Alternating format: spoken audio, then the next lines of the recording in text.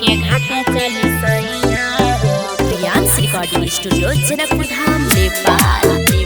जनकपुर के घाटे चली सैया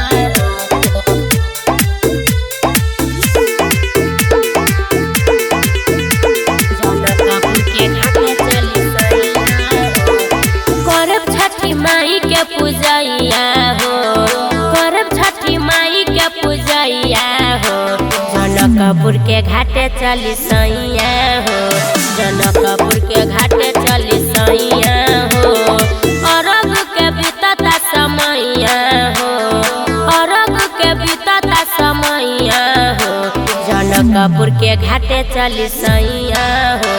जनकपुर के घाटे चली सैया हो प्रियांश रिकॉर्डिंग स्टूडियो जनकपुर धाम नेपाल जनकपुर के घाटे चली सैया डीजे ओम शंकर के घर भिंडा पेन्हली पियरिया हो सवरिया बांधली माथे पगड़िया हो फलवा से भरल दौरा उठाली धोली संगे डगरिया हो धोली संगे डगरिया पेन्हली पियरिया हो सवरिया बांधली माथे पगड़िया हो फलवा से भरल दौरा उठाली धोली संगे डगरिया हो उग जइहे सूरज गोसैया हो उग जइहे सूरज गोसैया हो जनकपुर के घाटे चली सैया हो जनकपुर के घाटे चली सैया हो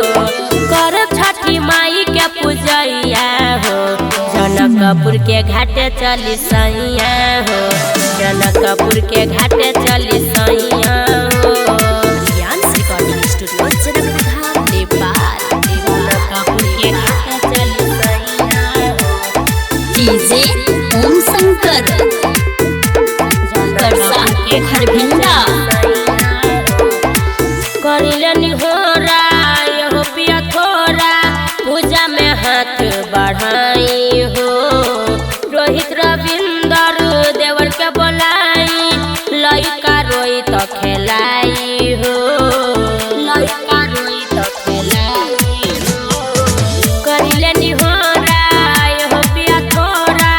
पूजा में हाथ बढ़ाई हो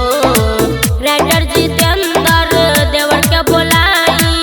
लइका रोई तो खेलाई हो सुमन सोना बाबे गपैया हो राकेश गौतम हमर भैया हो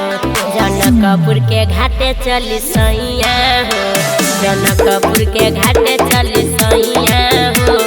करब छठी माई के पूजैया हो